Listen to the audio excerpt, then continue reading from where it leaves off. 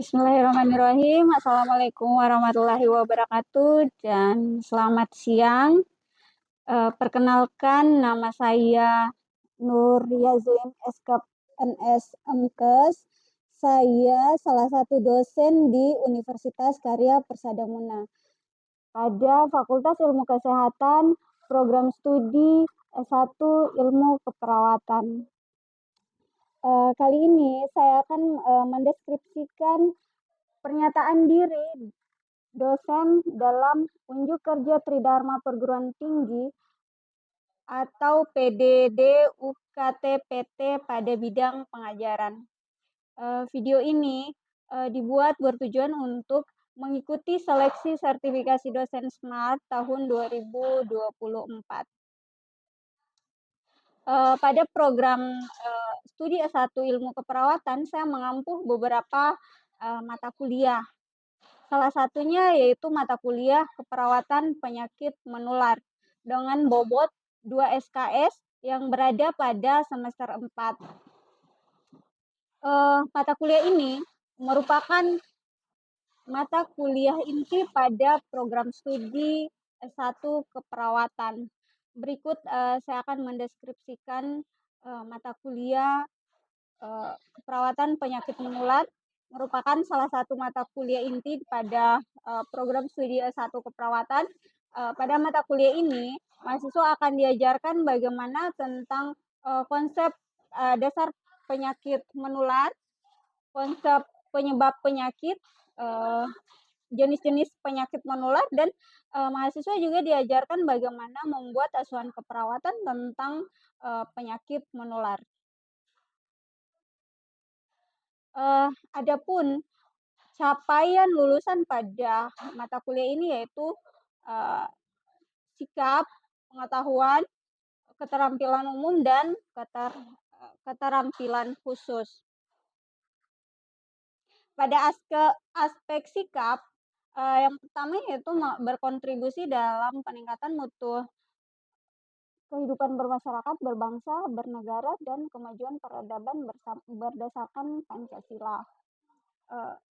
Terus aspek sikap yang selanjutnya menunjukkan sikap bertanggung jawab atas pekerjaan di bidang keahliannya secara mandiri. Aspek pengetahuan mampu memahami teori dan konsep perilaku kesehatan.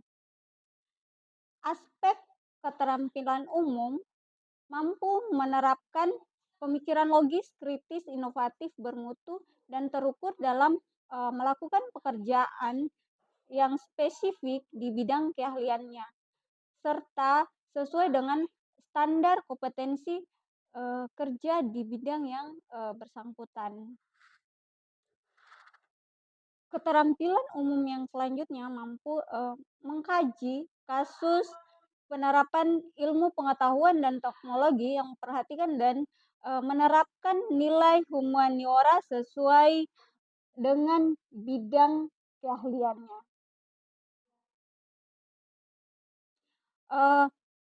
Untuk keterampilan khusus mampu mengidentifikasi masalah kesehatan yang ada di masyarakat.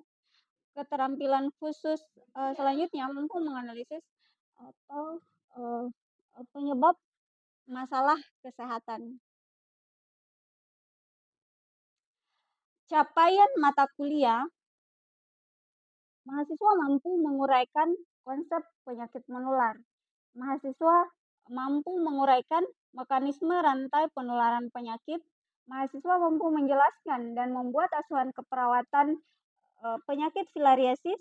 Mahasiswa mampu menjelaskan dan membuat asuhan keperawatan penyakit malaria. Mahasiswa mampu menguraikan dan menjelaskan serta membuat aspek penyakit demam tipoid. Mahasiswa mampu menjelaskan dan membuat askep TB paru.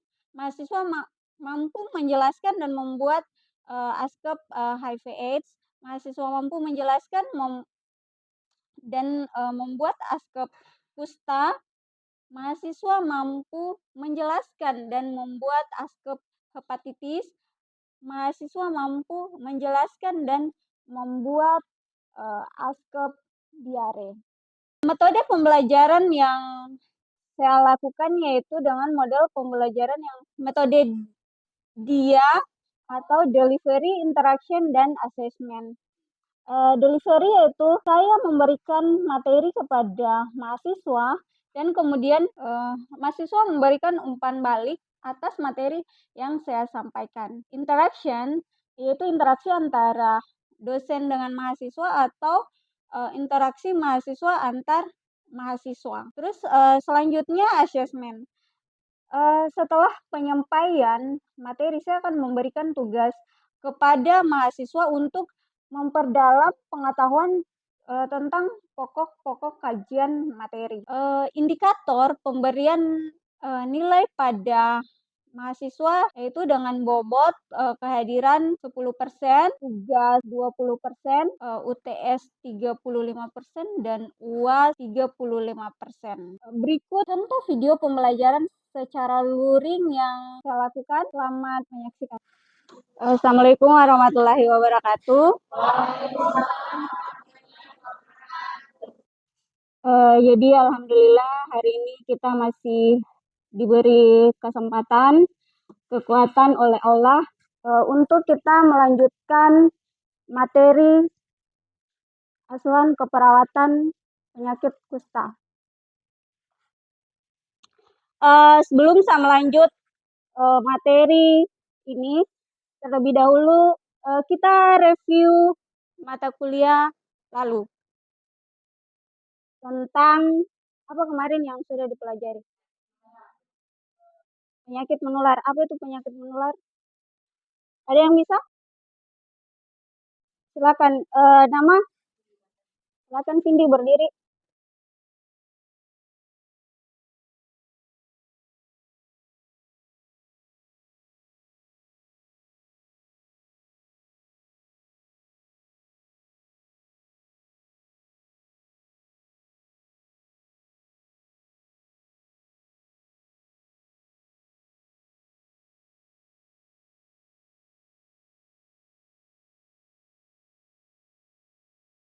Oke, terima kasih Cindy. Ada lagi yang lain yang berkomentar? Silakan.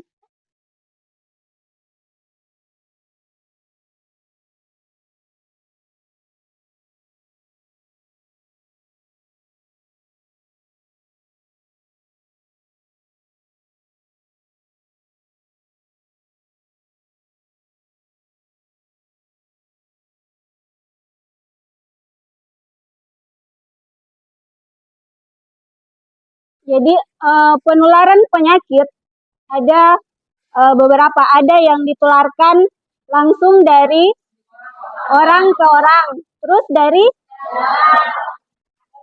dari hewan ke orang, terus ada yang melalui perantara. Jadi yang melalui perantara itu ada melalui udara, air, makanan.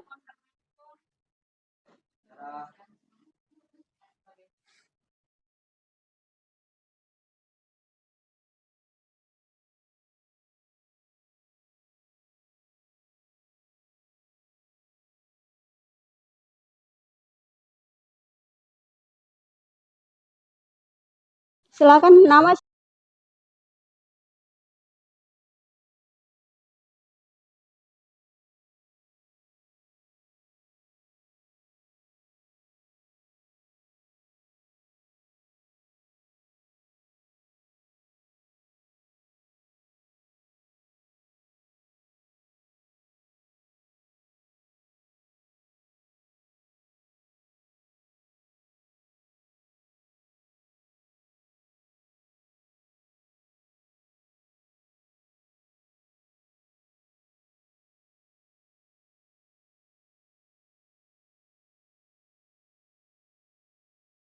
Penyakit kusta, penyakit yang disebabkan oleh bakteri Mycobacterium lepra.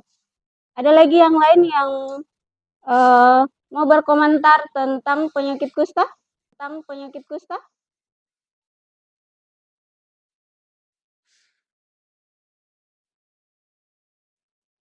Jadi penyakit kusta itu adalah penyakit yang disebabkan oleh Mycobacterium leprae.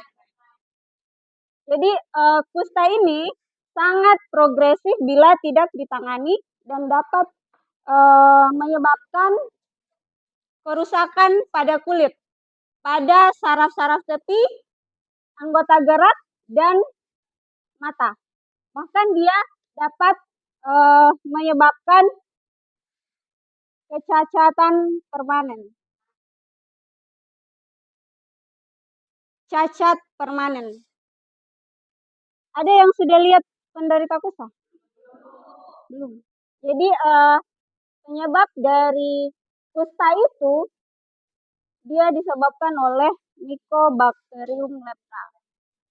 Jadi morfologinya itu dia berbentuk pleomorf lurus, batang panjang, sisi paralel dengan kedua ujung bulat. Ini bisa dilihat gambarnya seperti ini, bentuk Mycobacterium leprae. Bisa dilihat bentuknya?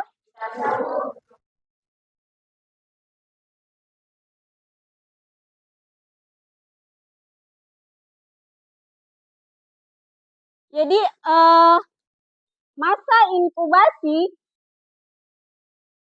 lepra ini dia sangat panjang atau lama. Dia 5-7 tahun baru dia menimbulkan gejala. Jadi lama. Kalau misalnya hari ini kita terinfeksi atau terkena virus bakterinya, nanti 5 atau 7 tahun ke depan baru dia muncul gejala. Jadi bagian tubuh yang dingin dia tempat-tempat yang dia senangi ini bakteri. Biasanya misalnya saluran pernapasan, testis,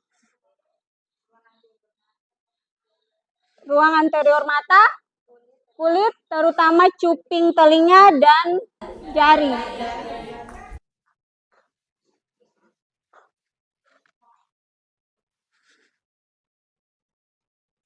Terus manifestasi klinik dari kusta ini dia dia akan menunjukkan gambaran yang jelas pada stadium lanjut. Jadi untuk diagnosisnya itu dia bisa ditegakkan dengan pemeriksaan fisik. Jadi bisa dilihat tanda-tanda fisik dari si penderita.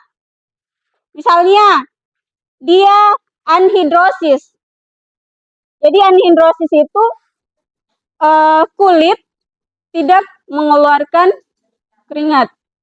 Terus luka pada telapak kaki, terus dia tidak merasa nyeri. Kulit menjadi mati rasa, kehilangan kemampuan untuk merasakan sentuhan, tekanan, dan suhu. Selanjutnya saraf membesar, umumnya pada lutut dan siku. Itu gejala yang bisa muncul pada si penderita kusta. Terus alis dan bulu mata rontok permanen.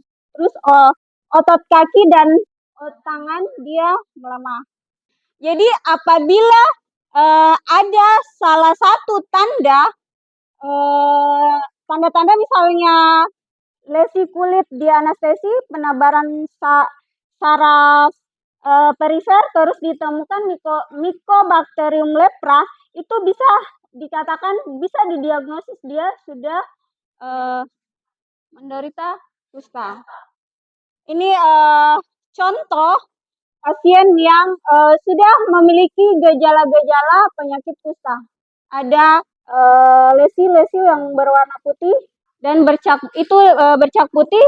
Kalau disentuh biasanya dia sudah mati rasa, dia tidak merasakan sakit. Terus ini ada contoh penyakit kusta. Jadi jari-jarinya ini dia mengalami rontok. Awalnya lesi dulu, terus awalnya normal, normal, terus lama-lama akan berjatuhan dan dia tidak akan rasa. Tidak. Iya, eh, dia dia tidak, bahkan dia tidak rasa kalau misalnya tangannya sakit sampainya eh, sampai jatuh. Ini bisa dilihat gejala-gejala yang muncul pada penderita kusta. Terus bagaimana kita mencegah penularan penyakit kusta? Jadi kusta itu penyakit yang bisa cegah. Jadi untuk mencegah penyakit kusta kita bisa melakukan pengobatan sejak dini secara rutin terhadap penderita kusta agar bakteri yang dibawa tidak dapat lagi menularkan pada orang lain. Terus kita menghindari atau mengurangi kontak fisik dengan jangka waktu yang lama pada penderita kusta. Untuk mencegah selanjutnya kita meningkatkan kebersihan diri dan kebersihan lingkungan. Jadi kita jangan bertukar pakaian sama orang yang menderita ataupun yang kita tidak tahu bahwa riwayat orang itu bagaimana. Jadi kita harus menjaga kebersihan diri. Terus meningkatkan atau menjaga daya tahan tubuh dengan cara berolahraga dan meningkatkan pemenuhan nutrisi pada diri sendiri. Selanjutnya tidak bertukar pakaian dengan penderita karena basil bakteri juga terdapat pada kelenjar keringat. Jadi yang suka tukar-tukar pakaian mungkin segera dihentikan.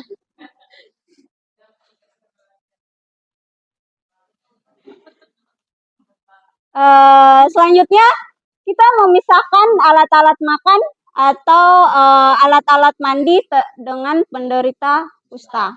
Terus kalau untuk penderita kusta usahakan dia tidak meludah sembarang karena basil bakteri itu bisa hidup dalam droplet. Jadi kalau misalnya untuk menjaga diri kita, kalau kita lihat droplet jangan diinjak. Sudah. Isolasi pada penderita kusta yang belum mendapatkan pengobatan. Jadi untuk penderita yang sudah mendapatkan pengobatan tidak menularkan penyakit pada orang lain. Selanjutnya melakukan penyuluhan terhadap masyarakat mengenai bagaimana mekanisme penularan penyakit kusta. Nah, sekarang kita masuk pada asuhan keperawatan penyakit kusta. Nah, kalau di dalam asuhan keperawatan apa saja yang dilakukan? Ada yang bisa? Pengkajian? Diagnosa? Jadi dalam asuhan keperawatan 5 yang harus kita ketahui. Yang pertama adalah pengkajian, terus diagnosa, intervensi, implementasi, dan evaluasi. Jadi pada pengkajian bisa kita melakukan wawancara langsung kepada pasien. Atau kita melakukan pemeriksaan fisik dari kepala sampai kaki. Jadi hasil pengkajian misalnya ada bercak putih atau kliennya itu merasa tidak sakit saat disentuh. Terus kulit terabah kering dan kasar. Itu untuk pengkajian pada penyakit kusta. Jadi semua sudah bisa melakukan pengkajian kan? Sudah. Kira-kira apa saja diagnosa keperawatan yang muncul pada penyakit kusta? Kan tadi sesuai dengan pendampingan itu dia dimana menyerang bagian kulit. Nah pasti saat pasti ada gangguan kulit yang dia derita. Kemungkinan pasti gangguannya misalkan gangguan kerusakan dengan kulit. Kerusakan jaringan. Ada lagi yang bisa menambahkan diagnosa apa yang bisa muncul pada penderita kusta?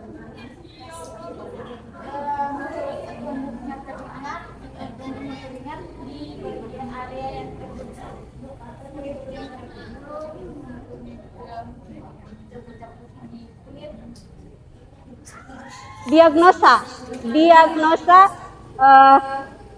yang muncul.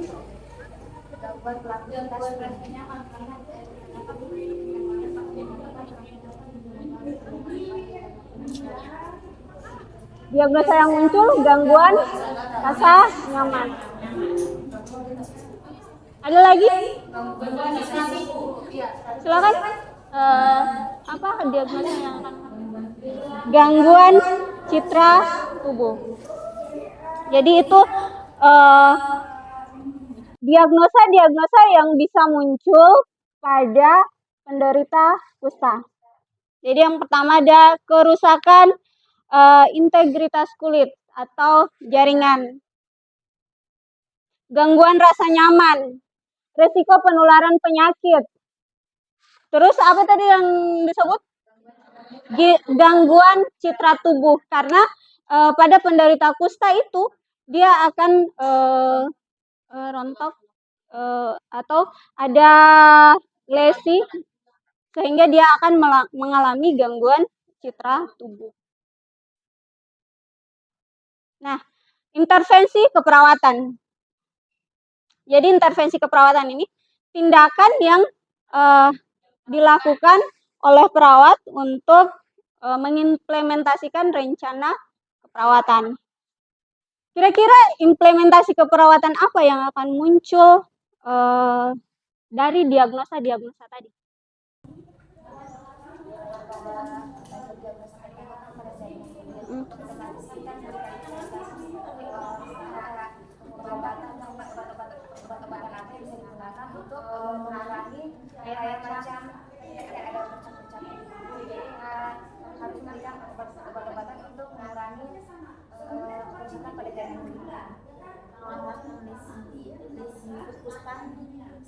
Oke, perawatan lesi kusta. Terus ada lagi?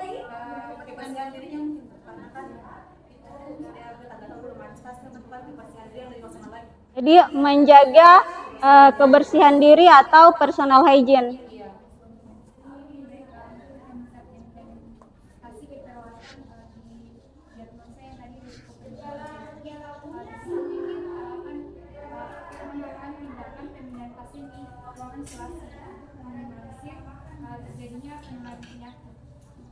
Pemindahan pasien ke ruang isolasi untuk meminimalisir penularan penyakit.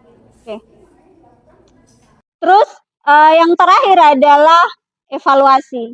Jadi setelah kita melakukan evaluasi, maka kita catat dari diagnosa yang disebutkan tadi apa yang sudah berhasil. Jadi diagnosa yang belum teratasi masalahnya, maka itu dilanjutkan, dievaluasi. Jadi selanjutnya untuk memperdalam lagi pengetahuan kita tentang penyakit menular, maka saya akan bagi menjadi 4 kelompok. Jadi dari tugas kelompoknya itu buat asap tentang kelompok pertama ada pneumonia, DBD, tifoid, dan malaria. Saya? Ya.